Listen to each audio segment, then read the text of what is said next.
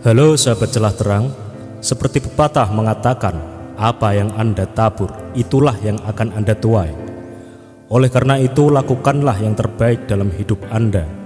Di sini ada 4 hal yang akan saya sampaikan untuk membuka pengetahuan Anda tentang kehidupan yang Anda alami.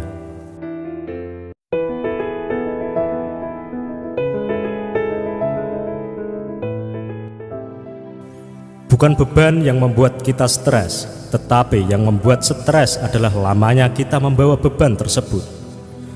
Kita logikakan begini, coba tangan kanan Anda mengangkat beban seberat 5 kg selama 1 menit.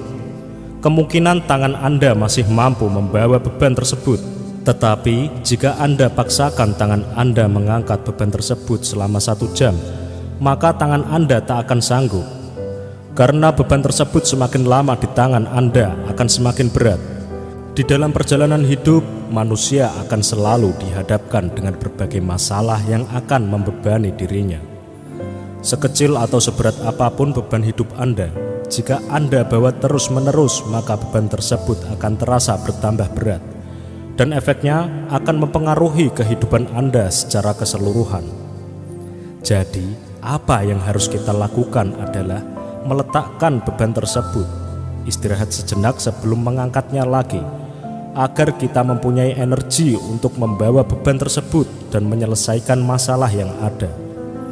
Contohnya begini, misalnya di tempat kerja Anda terdapat masalah mengenai pekerjaan yang Anda kerjakan.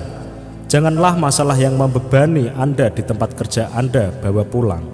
Misalnya setelah sampai di rumah Anda bermuka masam, cemberut atau emosi, maka semua orang yang ada di rumah Anda merasakan beban yang Anda bawa.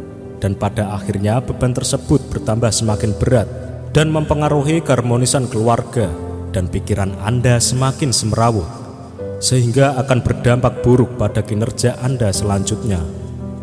Tetapi jika Anda meletakkan beban tersebut untuk sementara atau tidak membawanya pulang, maka Anda akan tetap mendapatkan kehangatan dan support dari keluarga, sehingga pikiran Anda fresh, dapat berpikir jernih, dan dapat mengangkat beban tersebut dan dapat mencari solusi dengan cepat. Agar dapat melompat lebih jauh ke depan, maka harus mundur beberapa langkah ke belakang. Ini adalah salah satu kode alam yang harus kita pahami, karena di balik sebuah kemunduran tersimpan kekuatan yang sangat besar. Coba Anda perhatikan seseorang yang mengalami kegagalan. Ia dijauhi, dihina, dilecehkan. Ia mengalami masa-masa suram dalam hidupnya, sehingga ia merasa berada di titik paling bawah. Nah, pada saat kemunduran hidupnya itu akan muncul sebuah spirit atau kekuatan yang besar dalam dirinya. Jika ia mampu bertahan terus maju dan semakin bekerja keras, maka akan ada dorongan yang kuat sehingga ia dapat melesat lebih jauh untuk meraih kesuksesan. Karena hal ini adalah naluri dasar manusia. Kekuatan besar akan terbangun jika tertekan atau terancam. Jika kita tidak memahami hal tersebut, maka kekuatan tersebut akan tidur dalam diri Anda untuk selamanya. Perjalanan 1000 mil selalu dimulai dengan langkah pertama. Mengawali bukanlah hal yang mudah, karena untuk mengawali langkah pertama dibutuhkan pertimbangan, pemikiran, dan konsekuensi kedepannya. Dengan demikian, untuk melakukan langkah berikutnya akan terasa lebih mudah karena mendapat pengalaman atau pembelajaran dari langkah pertama, dan akan berjalan seperti itu untuk seterusnya. Mungkin Anda akan tersandung, jatuh tersungkur, tetapi di saat kita sudah berani melangkah, kita harus tetap melangkah sampai tujuan. Pernahkah Anda mempunyai cita-cita atau keinginan yang besar dan takut untuk melangkah untuk mewujudkan keinginan tersebut? Kebanyakan orang akan merasa ketakutan atau pesimis untuk mewujudkan keinginannya karena didasari pertimbangan dan konsekuensi atau kemungkinan yang terjadi. Tetapi ketika ia berani melangkah, artinya ia siap dengan segala resiko dan harus siap bangkit untuk mencapai kesuksesan. Karena musuh utama manusia sebenarnya adalah dirinya sendiri, yaitu keraguan dan ketakutan yang berlalu lalang di pikirannya, sehingga membatasi gerak langkahnya sendiri.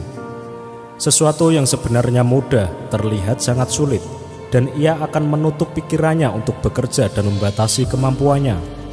Padahal otak manusia akan berkembang dan semakin tajam bila diasah dengan sesuatu hal yang baru.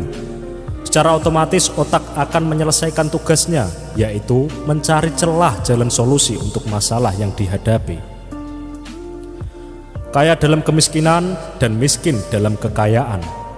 Seperti yang sudah kita ketahui, kaya yang sebenarnya adalah bukan berapa banyak harta yang Anda punya, tetapi kaya adalah bagaimana Anda menikmati apa yang menjadi milik Anda. Baiklah, saya contohkan. Ini adalah contoh perbedaan orang kaya dan orang miskin.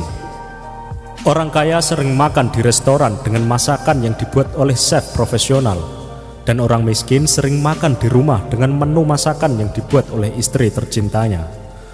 Orang kaya menikmati secangkir kopi di kafe dengan rekan kerjanya dan membahas suatu bisnis. Sedangkan orang miskin menikmati seceret kopi dengan teman-temannya di teras rumah dengan canda tawa yang berkelanjutan. Dan orang miskin akan lebih betah menikmati suasana tersebut karena bisa ngopi tanpa beban muatan pikiran. Orang kaya mempunyai pelayan, tetapi orang miskin akan melayani sesama. Orang kaya mempunyai taman dengan lampu tamannya yang indah, tetapi jarang punya waktu untuk menikmati keindahan lampu taman tersebut. Sedangkan orang miskin mempunyai tikar dan halaman depan rumah dengan diterangi indahnya cahaya bulan dan ribuan bintang-bintang. Saat berkumpul keluarga, orang kaya masing-masing akan sibuk dengan hiburan dan gadgetnya. Saat berkumpul keluarga, orang miskin akan kumpul dan nonton bareng TV bututnya. Pada masa tua, orang kaya akan didampingi pelayan yang akan mengurusi kebutuhannya karena anak-anaknya sudah sibuk mengelola perusahaannya. Tetapi orang miskin pada masa tua akan didampingi anak-anaknya yang akan mengurus kebutuhan hidupnya. Orang kaya akan pensiun pada usia 60 tahun, artinya mempunyai masa produktif sampai usia 60 tahun dan berhenti berkarya. Sedangkan orang miskin akan terus berkarya sampai tutup usia.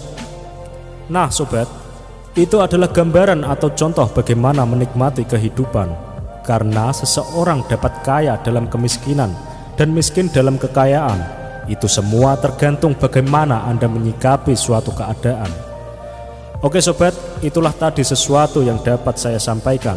Semoga bermanfaat dan menjadikan semangat Anda. Salam sukses.